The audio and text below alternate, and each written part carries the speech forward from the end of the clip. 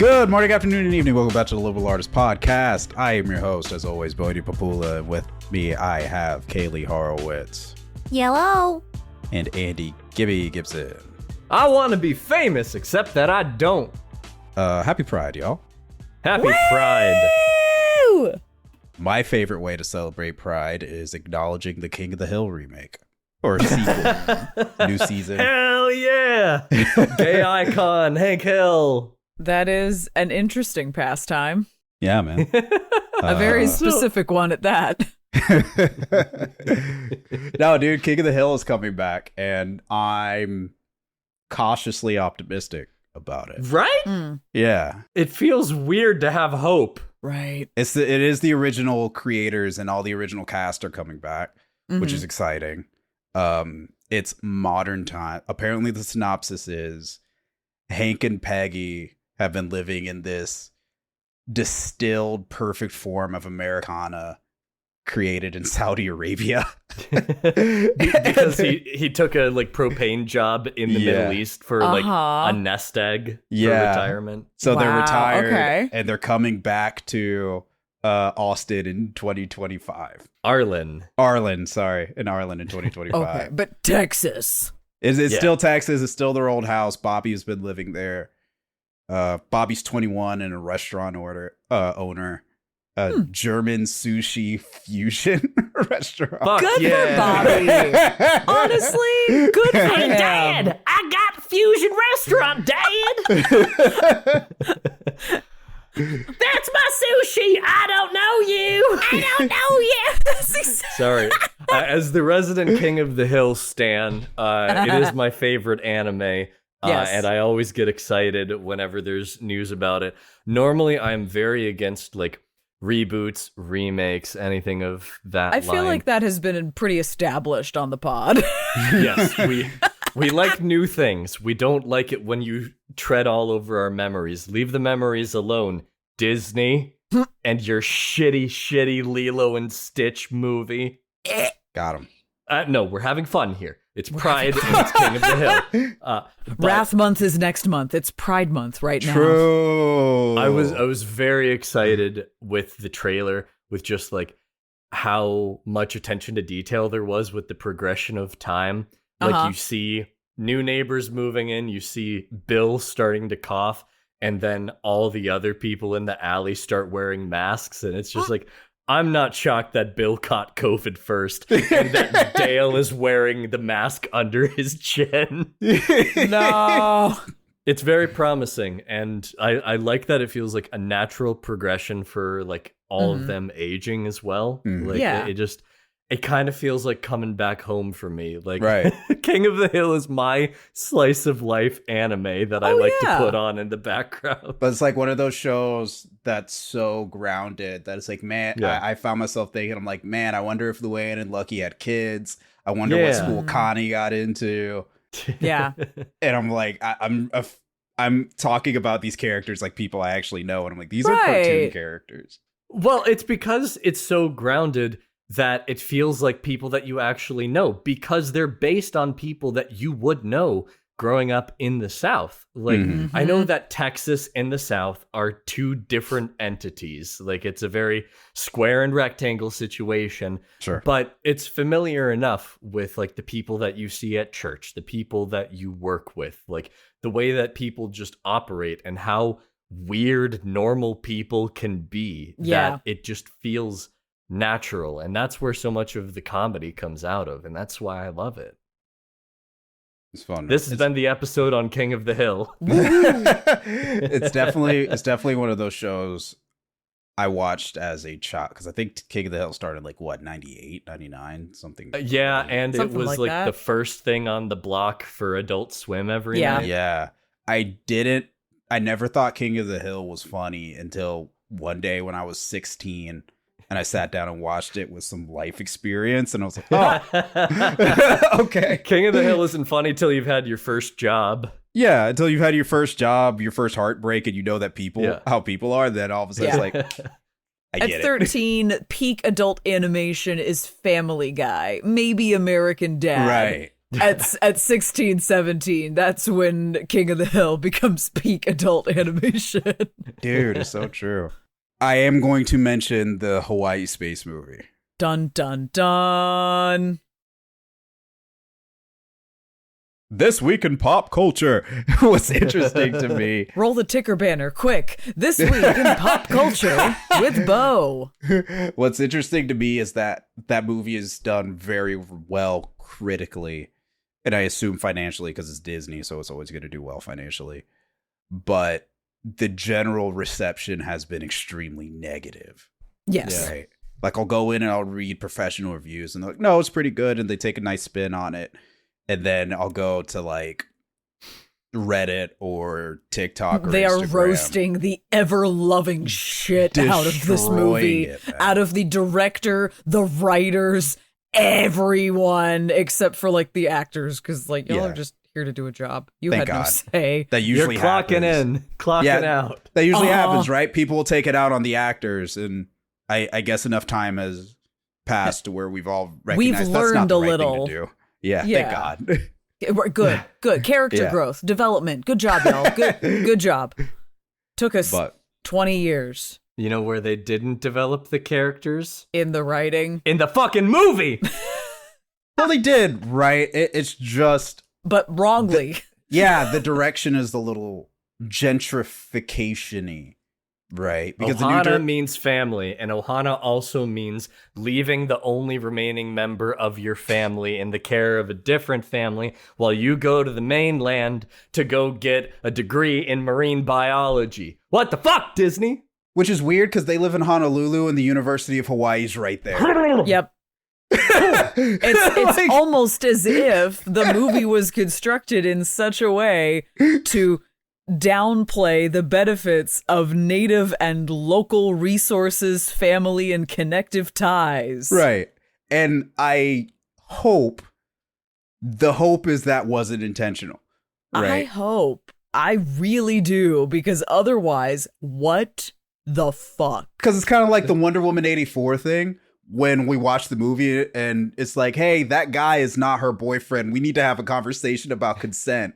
And then we asked the director, and she said, "Oh, I just didn't think about that." Right, which like that's fair, but like there's a difference between, like there's one of the clips going around of the director being like, "I did try to get Pleakley in drag, and it just wasn't working.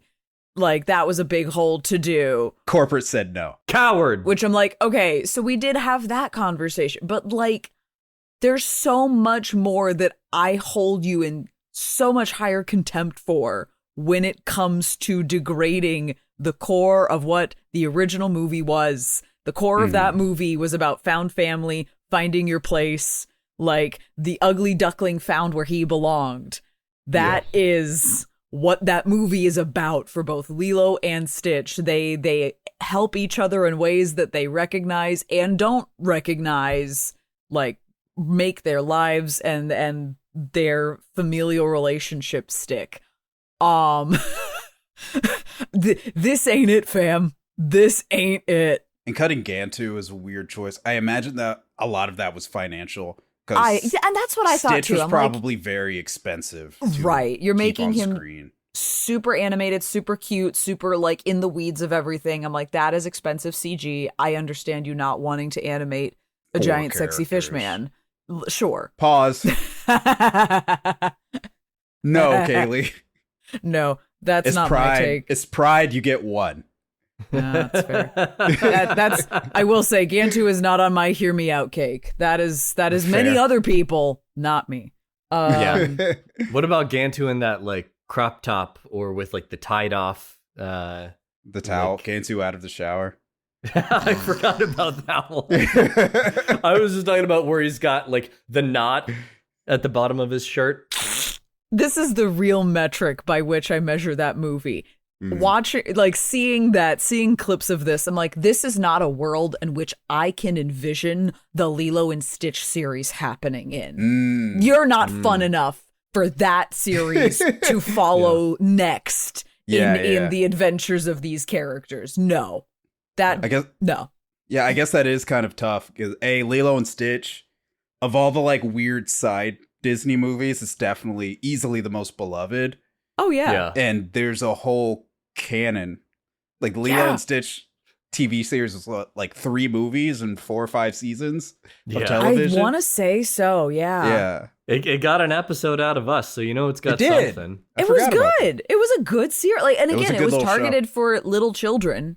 That was the age group, but it was also just a good series that understood how to develop and like maintain its characters based on what had previously happened in the movies as these kind of benchmarks of character growth. Yeah. Like, we know the end of the movie Lilo and Stitch is not where these characters' story ends because we've seen where their stories go.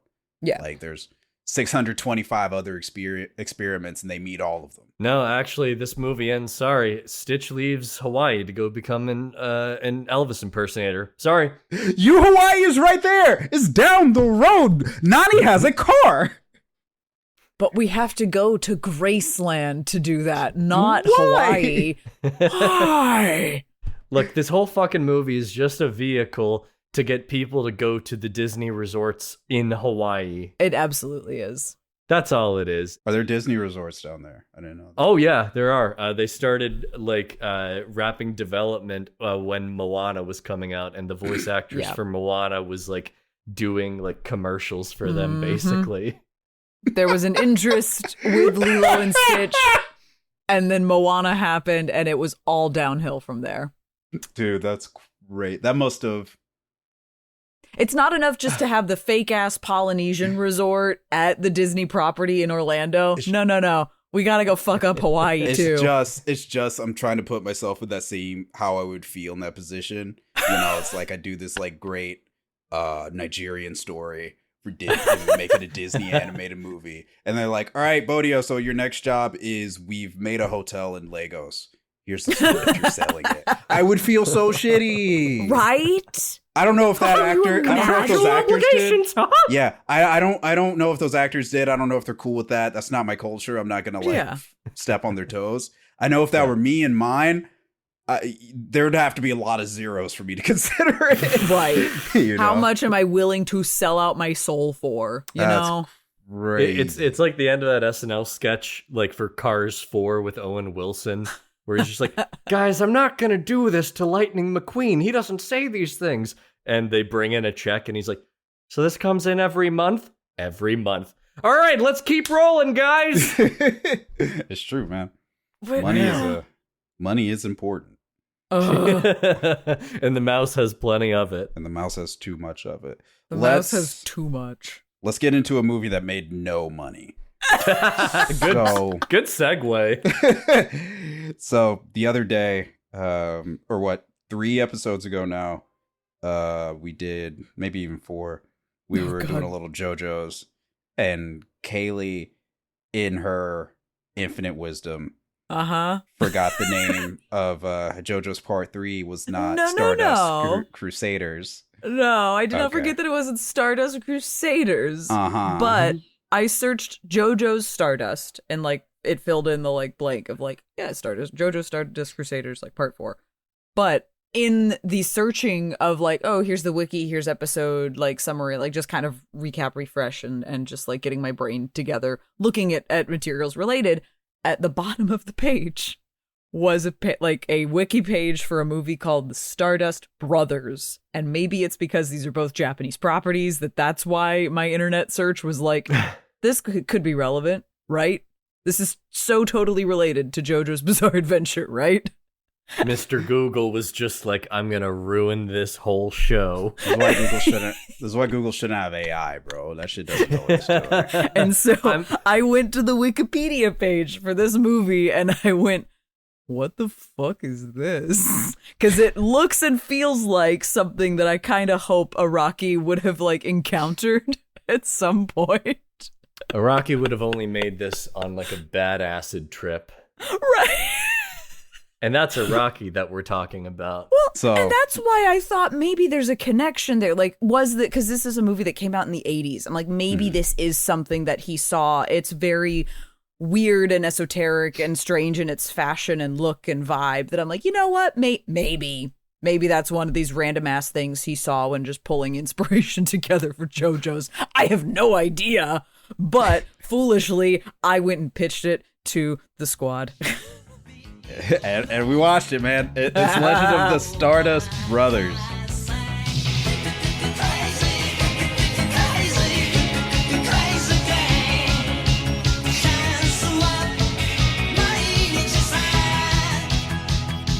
Man, this Legend of the Stardust Brothers does certainly sound like a pirated right? copy. It's a pirated copy of Part 3. Right. Say that word again. Pirated? Pirated? Pirated. But mine has more piracy involved in it. Okay. Rated pie. Is it being rated by different pies? Yeah. It gets 3 blueberry crumbs out of 5. There's apple, almond, and cheesecake? Ah! That doesn't count! It's not the same! American Apple Pie gives it 4 out of 5 stars. Peach Cobbler, 1 out of 5. Could be much better. Peach Cobbler only likes like A24 films. The Legend of the Stardust Brothers, 1985 Japanese musical comedy, according to themselves. I think so. The tagline for it was like a musical comedy meets thriller meets Rocky Horror Picture Show meets Bill and Ted. That's on the poster. Which it did very much succeed in my book of hinting at the Rocky Horror vibes. They did not commit to the Rocky Horror bit, but they were approximate in the vibes. Yeah, so let's do it. Mm-hmm. It was based on a 1980 concept album. Yeah. By a musician named Haruo Chikada. So there's a lot of like musicians in this. The premise of the story is these 2 indie musicians, Kan and Shingo, get discovered and they become basically idols. They become superstars, and it's their extreme rise and extreme fall in that, and then a lot of nonsense happens around it. Evil shenanigans. Yeah, there's a lot of like commentary that's inspired on there, and we can get into that as the conversation goes on. Mm-hmm. It was the first film by a director, Makoto Tezuka, who is... That name sounds familiar. He is the son of the guy who made Astro Boy. So he's a Nepo baby. Yeah. I don't want to assume this is like, I mean, certainly not the same, but I'm like, I don't want to be like, oh, all Tezukas are related kind of thing. But I'm like, damn. Is that any connection to like Astro Boy Tezuka? This was his first movie. And apparently it was received so poorly that it dissuaded him from making movies for 10 years. Oh my God. Oh my God. No. There was an entire album that they wrote a story around or connected a story around. Think something like American Idiot. Yeah. Where the album existed and they were like, oh, we could turn this into a show. Added a couple songs for clarity. But unlike American Idiot, there is not a lot of through line. It's the 80s. Did we really need that much? Like we said, the biggest inspirations for this were Phantom of the Paradise, which I've never seen before. It's pre Phantom of the Opera, like high camp, like sci-fi musical thing. Yeah, okay. And Rocky Horror were the two biggest influences, and it shows, right? Camp is the word Gibby just used, and man, this thing tries. It tries so hard. It tries so very hard. The like biggest difficulty of this movie is that it wants to tell the story of like the rise and fall to fame, the meteoric rise, and then things start crashing down when like you get too popular, when you get too focused on living lavishly.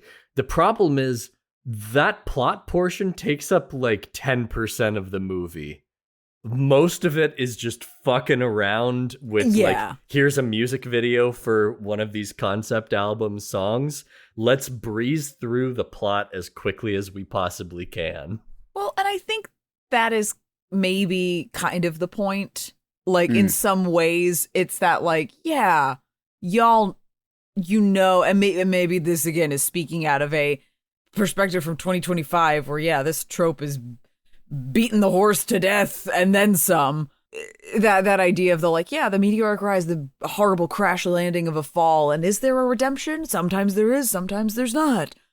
I feel like that is kind of the point, is like we hit those benchmarks very campily, very like obviously, because usually we're marketing it with a song as we do, but I feel like it's so much more an opportunity to be tongue-in-cheek commentative on the music industry and the fact that it's that, like, it's not about your talent at all. We're just making an image happen, and that's all your favorite idols usually ever are. Kaylie, you hit the nail on the head. Straight up. So I've been doing. I read a couple interviews from the guys who made it, and then the main guy who wrote the music, Haruo Chikeda. That was one of his biggest thing, was about idol culture, right? So cynicism. No, straight up, right? So here's the you're gonna learn today part of the podcast. Yippee! So idol culture developed as a direct response of student riots that happened in 1968, 1969 during the Cold War. In the same vein that we had stuff like the hippie movement and Woodstock, Japan had like students organized and rioting in the streets. The thing that kind of calmed that down were idols popping up. Yeah, and it's weird how much longevity idol culture has had. Yeah. Because obviously it's still around. I think for some of our listeners, maybe if they're not as in tune to directly Japanese stuff, the line from Japanese idol culture to modern K-pop is a straight one. It's the same, just from different countries. Well, and even still, like, it still persists. It's now just like in more places. You have your J-pop, your K-pop, and then America took a page out of both of those books and went, yes, Miss Taylor Swift, yes, come step this way, please. I don't know if it's fair to say, like, we took a page out of them, because I think before then, like, they kind of took a page out of us. Like, the thing with, like, idol groups and, like, the groups that you put together, these, like, unlikely people and everything, like, that manufacturing of bands and pop stars had been happening for decades before this popped up. You had things like the Monkees, who were not a real band, but they made it look like they were a real band because there was a TV show that was based around them, and they had an entire, like, several sets of albums that were, like, coming out to promote them as well. Like, it's the idea of manufacturing stars, like these industry plants and everything that are like, hey, we want to make you a star. How are we going to do that? We're going to get the word out, word of mouth. You're going to have some concerts. We're going to put your faces everywhere,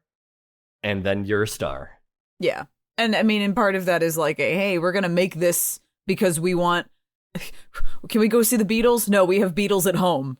The Monkees. Like, you had these kind of like, ooh, this thing is really popular. Like your Elvis Presley's, your various like croon sounds and bands like that would crop up from the 50s into the 60s, 70s. But once we hit that stride kind of in 70s, 80s, you do have a lot of original artists, original groups kind of pushing their way through that. It started to feel again that like the States went back to doubling down on, no, we're picking and choosing. Yeah, no, the J-pop track is kind of showing, well, it's always been that.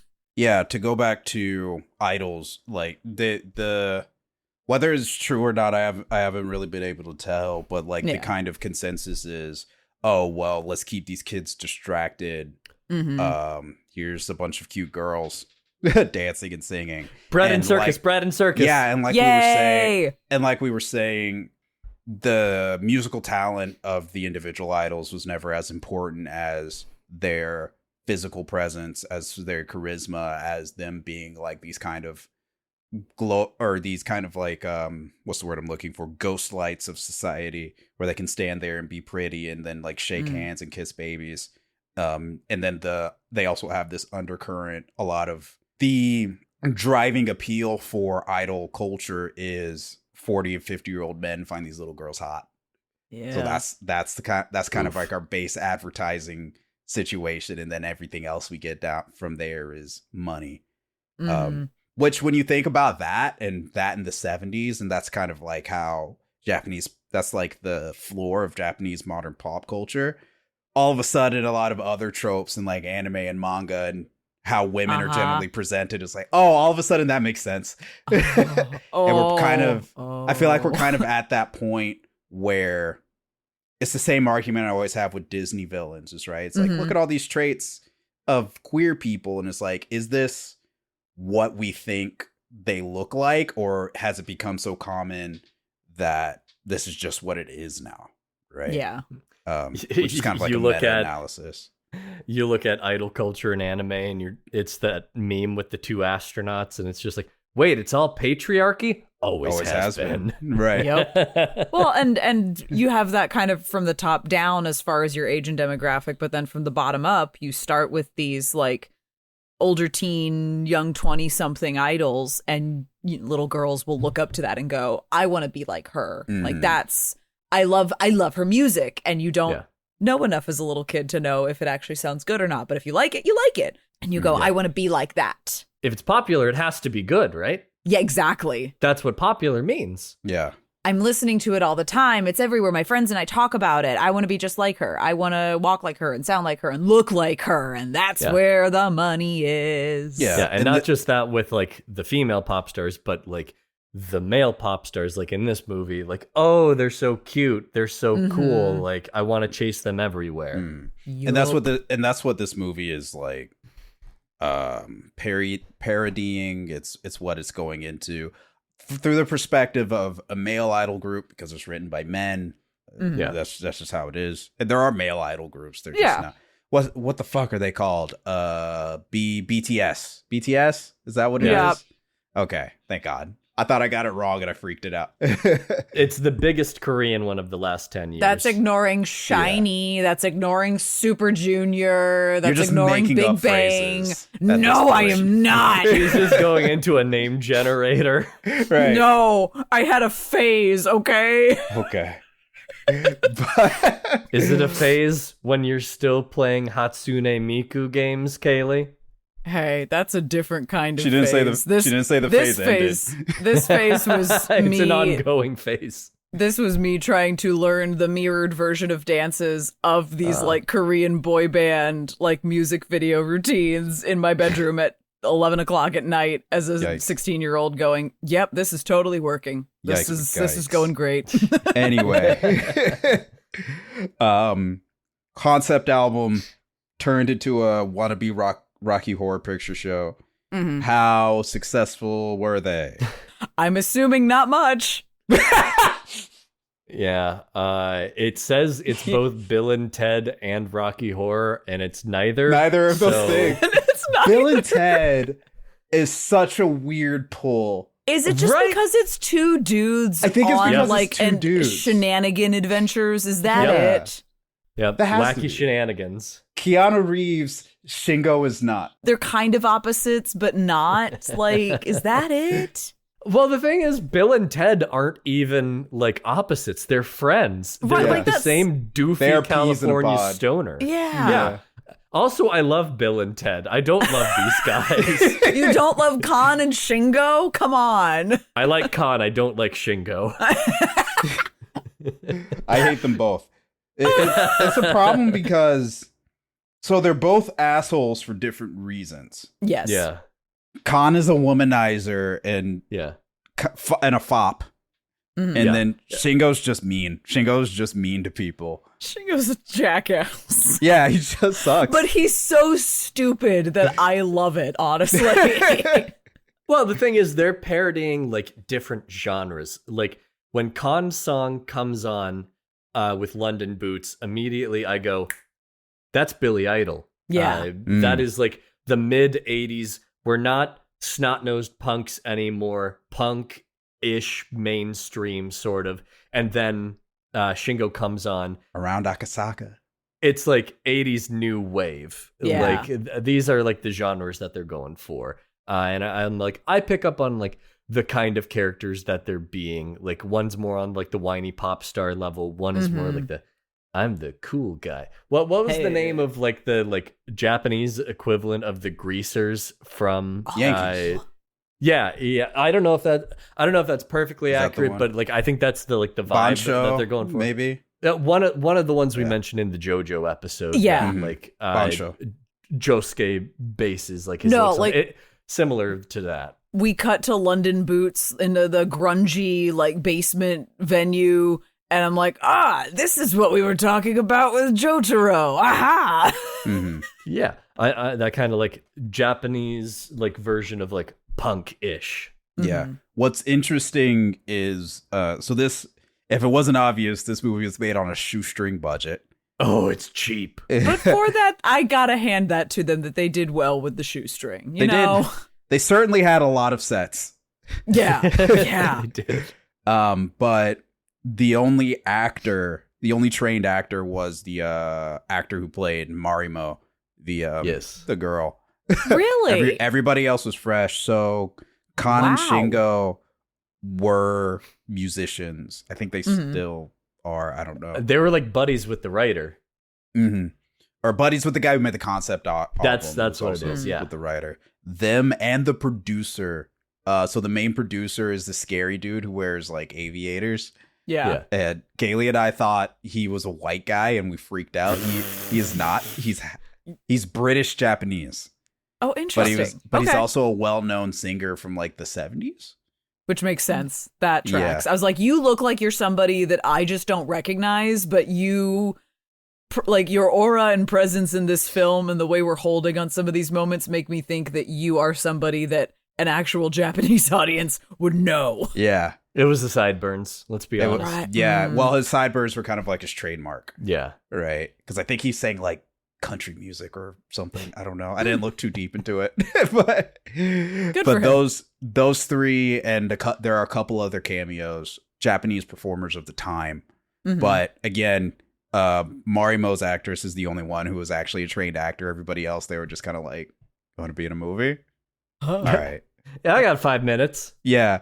Man, there's a lot of shoulder pads, a lot of zoot suits. It's the 80s. A lot of mustaches. Yeah. It's like, this is weird. Yeah, man. I mean, the whole thing is just like, it very much feels like it's a movie made to promote an album. Like, yeah. And I've seen a lot of movies that are like that. Like, that's practically like the Beatles' entire filmography. I was just about to say, there's a lot of like quirk and charm in here that does remind me of watching Help. Because that's my favorite of those, because it felt like they actually went, yeah, it's promoting an album, but like, let's have fun with it. But the thing about Help is that I feel like there's like stronger characters and story that's like connecting it all. And there's like fewer songs in Help. There's so many songs in this movie. There are so many songs in this movie, and it feels like they're constantly like coming at you. Like the flimsy plot is an excuse to get to like the musician's next song. I think that's why I feel like it rushes through the like rags to riches to rags story, because it basically wraps up that story by like the hour mark. Yeah. Like by that hour mark, what happens is they get famous, like Shingo starts drinking too much. Kan is, I don't know, feeling moody or something. And like Shingo's like going through a bad trip, which that was a fucking wild which involves a music white video. lady he hallucinates. And he's in love with this white lady.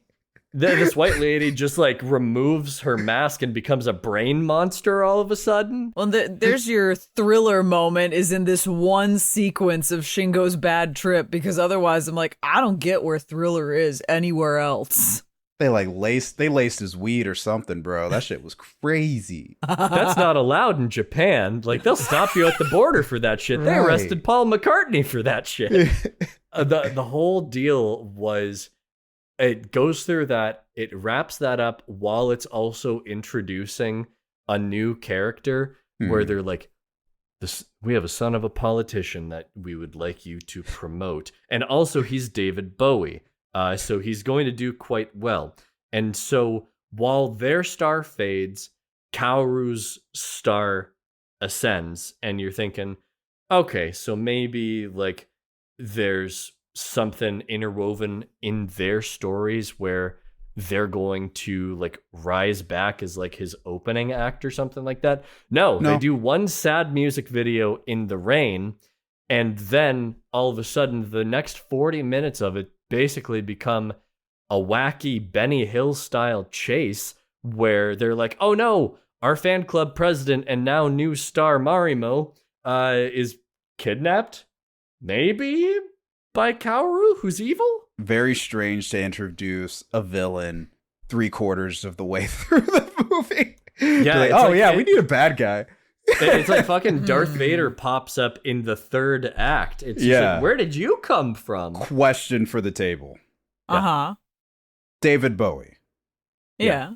Generally recognized as a good dude. Yeah. Why are David Bowie parodies always the villain? I refuse to think it's just because of Labyrinth. Fucking Venture Brothers. Homophobia. Okay, I was thinking about that too, right? And I think maybe because I grew up in a post-Bowie world, I look at David Bowie and I'm like, this dude doesn't look like a lady. This motherfucker's huge. His chin's so strong, I'm pretty sure it bench presses more than I do. I think he was just so out there as like an artist that some people would be like so confused by him. Like, you have the Beatles who like are releasing Help, and he's releasing stuff like Ziggy Stardust and the Spiders from Mars, and it's just like, huh? The what? From the what? What happened? He's wearing an eye patch. His hair has been dyed hunky dory. What the fuck is happening? Does he need the eye patch? Are his eyes actually like that? Are we sure he's not a woman? I don't know. I'm positive he's not a lady. Look at him. It's just like, he is such a different icon from like people at the time. Because I know that he was like debuting stuff in the 60s, but he really like gets big in the 70s at the time, where like a lot of people look like Eric Clapton, like just a dude. Like even the dudes from Led Zeppelin look like people you'd see on the street compared to David Bowie. Like Elton John is like the only like comparable guy when it comes to like extravagance and like extreme fashion. Again, that was sort of the thing, is that like you have so many artists at the time that are gay and queer as all get out. Like that is an open secret, and yet it cannot be displayed and publicly known as such. And so there's always the ability to dangle that over somebody's head as an insult, as something of degradation, despite obviously them putting out incredible Was art Elton and John music. ever in the closet? I thought his whole his deal was he's like, I'm gay and it's all of your problem. I mean, Listen to this sick ass track. You know? If in the short and sweet of it, from my understanding, and like I am not like a queer music historian, so like I don't know fully the scope there, but it was like it's looking at Queen. It's one of those things like it's like that's a very open secret about Freddie, but like we can't say it, but we're calling ourselves Queen. What are you gonna do? Like it's kind of like yes, but like. David Bowie dated a lot of women, but he was also like very androgynous in ways that people hadn't seen before. People weren't used to at the time. In the same way that Annie Lennox was androgynous and confused a lot of people. Like, I saw this recently. Did you know that the music video for Sweet Dreams Are Made of These was really controversial because Annie Lennox like is just in a suit with a BDSM riding crop in her hand. Like androgyny scares people a lot. That was the thing of the 80s was like, that's why suddenly we're like, okay, fine, guys can have hair, like you can have your hairband, but you've got to be like dudes. You're like in tank tops and jeans and what, like you are men. And like, yeah, there's something still a little of guys with long hair flouncing about like that, but it's heavy rock. It's like, it's a very masculine sound. We're talking about fucking. Yeah, versus your Madonnas, your like girl pop, like, you know, short skirt, Tool, big hair, big eyes, makeup, like. And then David Bowie's going to the moon. And then you've got whatever Bowie and Prince are doing, I guess. It's just weird that all parodies of him are just like the bad guy in the room. Like, right, and I'm like, leave Mr. Bowie alone. Bitch, you look great. You look beautiful. I'm on a good article here of just like villains inspired by David Bowie, and there's some legit like pics here, like Lucifer from The Sandman, specific depictions of the Joker from Grant Morrison's runs, the villain from Tron Legacy, the villain from Prometheus, like. It's crazy where it's just like iconic behavior. David, honestly. What did you icon, absolute icon. David Bowie, the most villainous man in history. Who would have guessed? It's because he literally had heterochromia. He had two separate colored eyes and people were like, "Witch! Witch! Witch!" We're getting sidetracked again. We are. Yeah. Anyway. Well, the movie's so fucking flimsy. We're doing what do we do? Right. We're doing what the movie just does. We're just going down some random ass rabbit hole, you know? Well, it's not my fucking fault that like the Looney Tunes chase is like David Bowie pursuing like their pop idol, like girl member of their trio, and he's got all of his goons, and they're running all over the city, and. All of a sudden, like, we're doing that thing from, like, a Scooby-Doo chase sequence where we hide and pretend to be mannequins. Here's the thing, to bring us back on track.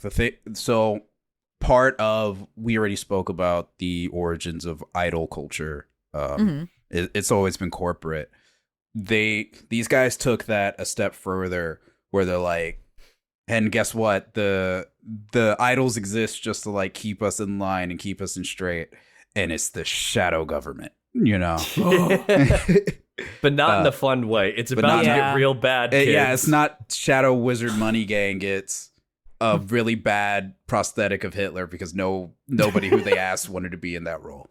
Yeah, by the way, the politician that, like, fathered Kaoru, it's Hitler. Well, it's a weirdly layered joke.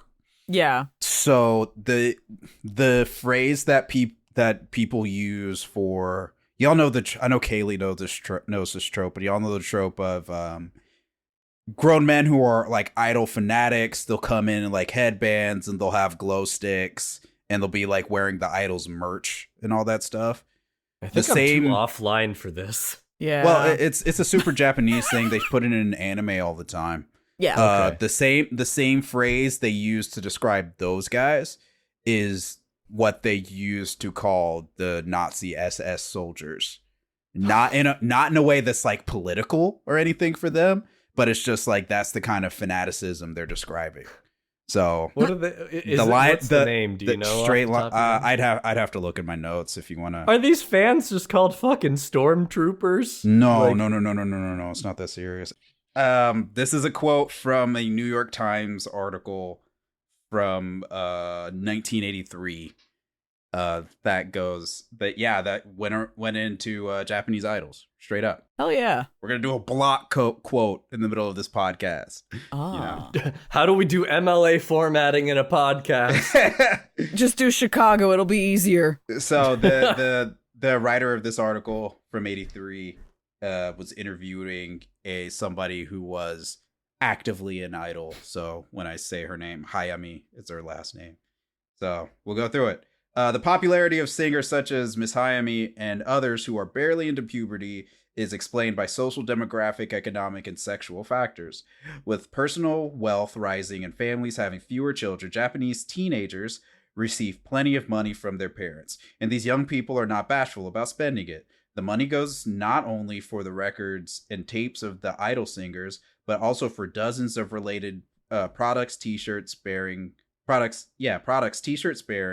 the stars' likenesses, books chronicling their life stories, and magazines containing diagrams of the hand gestures and body movements used for each song. Middle-aged enthusiast. The enthusiasm of some of these young fans is striking. The most devout are called Shineitai, which is the Japanese term for the Nazi SS. The use of the term has no political connotation, but refers to their fanatical behavior for their fans. Huh. That's hilarious. Right. That's why the politician looks like Hitler. That's such a good deep cut. Oh my God. But for a Japanese audience, that wouldn't be a deep cut at all. No, like that's not like 3 layers deep. Exactly. It's a Same pun. name. That's a step removed pun. Yep. Oh my God. No, Kaylee likes that. No, this movie gets more brownie points for me, honestly. Because again, it's that like when you know you have no money, no experience, and no hope, you commit to the bit. True. Like, and that's what I really admire about this is that the actors, that camera closes in, we're just mugging. We're just making faces. We are selling this moment for everything that it is. The jokes, they're not good. They're not always great, but like to support the whole what is this commenting on? The music industry. That's all this is just to like dunk on the idol system in the music industry as a machine, as a propagative tool kind of thing. Like there's always going to be a next idol. You're going to get replaced and there's going to be someone cuter, younger, etc. to come after you. Like if that's what this is going to be here for, then like that, it's such a good way to commit to the bit. I was just like, oh, they're picking an evil politician to like have that be the villain story arc. Got it. Understood. And then we kind of don't get resolution because the whole deal is that Kaoru finally catches up to them in a big crowd and they've just been all moshing in like Hitler's office. Gibby is committed to synopsize this shit. I must. He's like, he will not stop me. People will suffer in the way that I have suffered. Keep going. The whole deal is that, guess what? Shingo and Kan are actually brothers who were separated at birth because they both have the heart defect that puts the heart on the right side of their body. Which is real. Which is a real thing. Dextrocardia. It's insane to me that, like, not only do both of them have that, but also their dad has that. Because guess who's their dad? The fucking record producer who throws himself in the way of Kaoru's bullet. And you see that he gets shot on the right side of, not even his chest. He gets hit in the right side of his ribs. It's like under his rib cage. I'm like, yeah, he's fine. Just call a hospital. Oh no, he isn't, because he's their dad. Anyway, he's got to go do a full musical sequence by himself because he has to ascend to heaven now. I guess. Because I guess that was his part for getting his deal in the movie. And then it ends. They do the very musical thing of, and then everybody died. We don't have to worry about it. Goodbye. I mean, yeah, like they pull it together where they were on stage, like, and that's our story. Mm-hmm. And now we're here. I hope you have a good time. And they both get shot. By who? Doesn't matter. No, it doesn't. It doesn't show you too. They just get shot. And then the crowd applauses. And then it's like, no, they're dead. In the very beginning, like, because again, we open with this.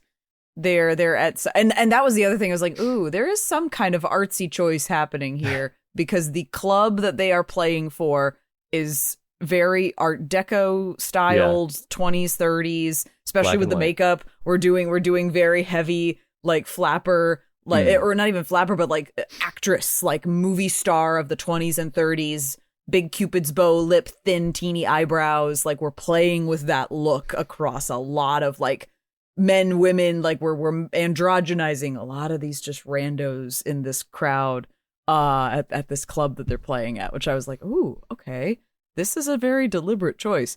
But I thought there was a shot in that opening sequence of just, like, someone sitting by themselves, like, regarding them, because they do an opening song and it's them kind of just fucking about, we suck. trying to top the other, and everyone just stares at them slack-jawed and in awe.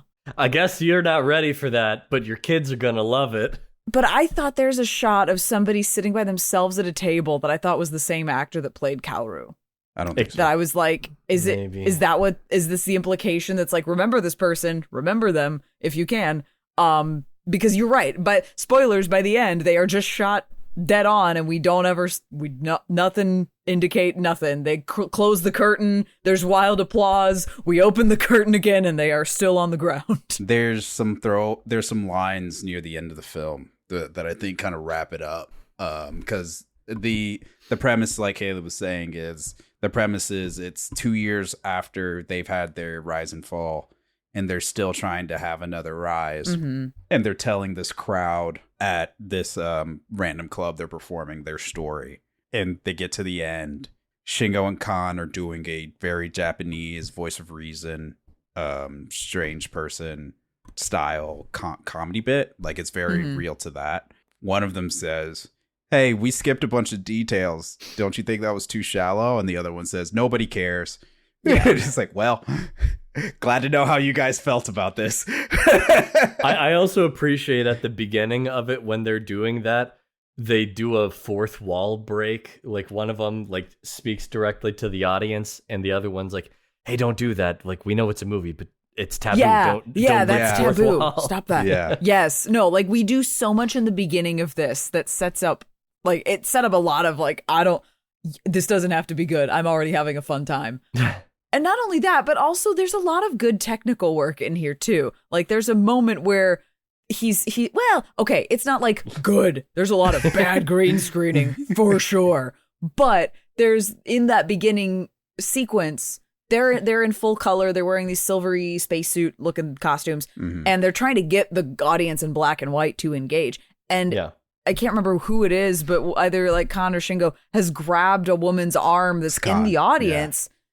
And it's really good mapping for all intents and purposes of like, they're still in grayscale and they are in color. There are some of these random cutaway jokes that are like, you didn't have to go that. It's still not great, but it's better than I expected this to be for this gag that, like, what? From a skill perspective, it's low, but from like a heart perspective, it's there. Yeah. I had the same rage. What was that Frankenstein movie we watched? Poor Things. Yeah. And it was like, the audience is in black and white, but they're in color. I'm like, why?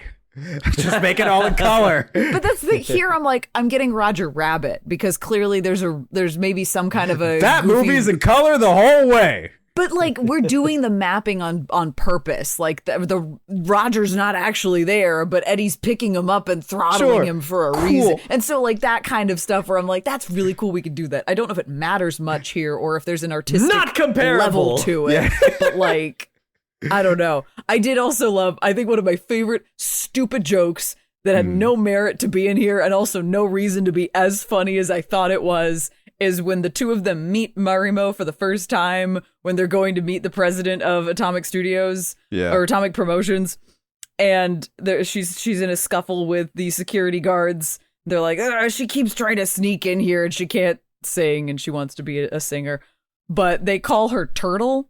I guess it's because of her clothes. She's in all green and she has a little backpack that looks like a turtle. She looks at them and goes, "Turtle," and it just anime gag. Like, cuts to this, like, poor Photoshop of, like, her on a beach like a turtle. And I'm like, what was this for? And there's so many other bits like that where I'm just like, I wish they had the money to have just made this an anime. The jokes are so good. Like, they're so bad, they're good. And I wish they could have been cartoons. You can get away with a lot when you say your movie is camp. That's fair. There still That's has true. to be like some skill behind it. Like, I'm not going to say that I didn't have fun at points in this. I didn't. Yeah, fair. I don't blame you for that at all. Like, that also doesn't surprise me for Bo. The thing is that, like, if you're going to compare yourself to Rocky Horror Picture Show, like, you better be prepared for some criticism, because I'll fully admit that movie, from like a traditional, like, what makes a movie good perspective, is not necessarily a good movie. Yeah. But Rocky Horror. Yeah, Rocky Horror. Yeah. Like, but the performances are so strong, and the music and like the aesthetic is so strong that I'm willing to go along with it, even if the third act is bad. Like, I'll still engross myself in it because, like, things are sharper. The performances, the jokes, the music, everything with that. With this, it's just like, this is kind of like the student film you make with your buddies and you think it's going to be really good. And no, I'm not talking from trauma at all. No, none whatsoever. Nope. Nothing to speak on from personal experience at all. Nothing to unpack in therapy at all here. But Oof. I think it's like there's an attempt was made here. And just because something's bad doesn't mean you can say it's a cult classic. No, and that's where I'm like, I can't necessarily give it that much credit of like, oh, it's a cult classic, like in the ready to be made, you know? Like, nah. Yeah. The answer to that, it might be. So to wrap up my thoughts, I'm definitely leaning closer to Gibby. My biggest thing is that the music is bad. The music sucks. Yeah. Like, if the music was good. There's a couple songs where I'm like, I do like the vibes, but like, eh. Marimo's song, I think, was the only one I was like, okay, this is pretty good. Mm-hmm. The rest of them, like, this like fucking fake ass 1920s doo-wop electropop bullshit. It sucks. I almost kind of like the record producer's song, and like Crazy World or whatever the song. Yes, Crazy Game is kind of fun. Yeah. And, you know, London Boots, maybe I give a pass. London Boots was kind of a vibe. Just because I like, you know, like Billy Idol and that vibe. But for the most part, you're correct. It's not good.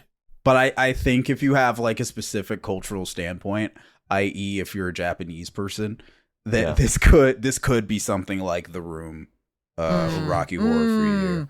Like, there's just random shit in this. Like, for example, there's random shit in The Room.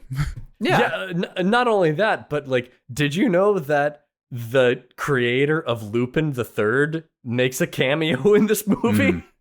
Lupin! Again! I also was not aware that he goes by the name Monkey Punch. That's like his studio or something, Yeah. Sure. All right. It's just random shit thrown at the wall with this one. Yeah, no. What's interesting about this movie, like we said, it bombed so hard that its director took a 10-year break from his first movie. Banished. It came out at a time a little too early, right after this movie came out in the 90s. Indie movie theaters kind of had a spike in Japan. And this kind of fell through the cracks. Jesus. It was filmed on, I think, 15 millimeter, 16. then 16, and then upscale to 30 something. Gibby, you tell me if that's impressive. I have no reference to that. It's not good. It's like trying to take a 480p video and blowing it up on like a 1080p screen. Ew. Well, just because like when you have like the millimeters of film, like you have like 16 millimeters, and then like, you know, you basically double the width of the like actual film itself. Like how IMAX, like it's very wide and you can fit in a high quality image, but it takes miles of it to be able to play a movie. Either way, the originals were lost to time. Nobody knows where they're at. But this movie was kind of discovered just by fans in a production company. I forget the specific guy credited with rediscovering it, but he found it in like 2019, was like, this is awesome. Went through, translated it for subtitles, entered it in a bunch of film festivals, and so there's probably like a really good cult following for this. That's weird crazy. Weird ass movie. Yeah. Good for which is cool. them. Yeah, exactly. Good for them. More cool stuff, more fan spaces for people is always dope. Y'all can have it, but I'm happy that you have it. I'll keep Tim Curry for my cult shit. I'll stick to Tommy Wiseau. I see. There's something delightfully like silly in the way this is in its badness. I think that as much as I'm like, yeah, The Room is a fun bad watch. It's a good bad time. Mm-hmm. I have never cared much for like the kind of American staples that people are like, oh, it's so bad, it's good. You have to see it. You have to. That I'm more intrigued by other Japanese media. I can't imagine, oh boy, I've got time to go explore Japanese films from the 80s, 90s, and 2000s. I'm not going in with the thought that they're all going to be like this, for sure. No. But I am actually very curious now of like, ooh, if I watched other films made in Japan, like how much more theatrical are they allowed kind of by the standards of what other film and media is coming out? Because I feel like that's always where American film gets limited. It's like we have to be cinematic. We have to be dramatic. We can't be theatrical because that's not what American film does. Yeah. And I know other countries that, didn't pave the way of filmmaking.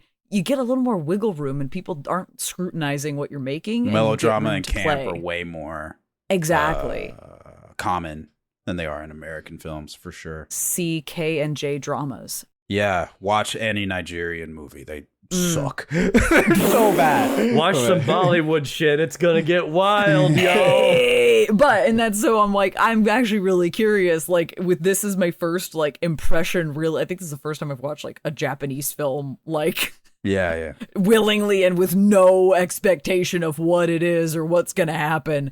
I'm really curious to kind of dig a little deeper and be like, ooh, okay, so what else is out there on the fringe, the strange and the weird? Yeah, man. Stardust Brothers. Not fun to watch, fun to shit on. And that has been this episode of the Liberal Artist Podcast. Thank you so much for joining us. Give us all the thumbs up, all the stars, comment, subscribe, all the call to action stuff I'm supposed to do as a creator. I like being small. Y'all are cool. Y'all are fun. Yeah. Don't start a subreddit. Please. Do it. Don't. 2 against 1. Shit. Join us next time when we record using 1mm film. Fuck. Peace.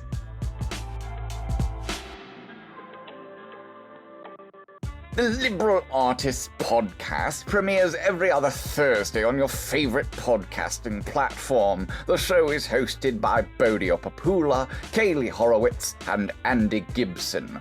You can find the show at Liberal Artists Pod on Instagram and Twitter. Thanks to White Hot for performing the theme song Reflect, which can be found on freebeats.io. Now, I'm off to go exploring, and maybe, just maybe, I'll find a sheep that I can call my own. Good day.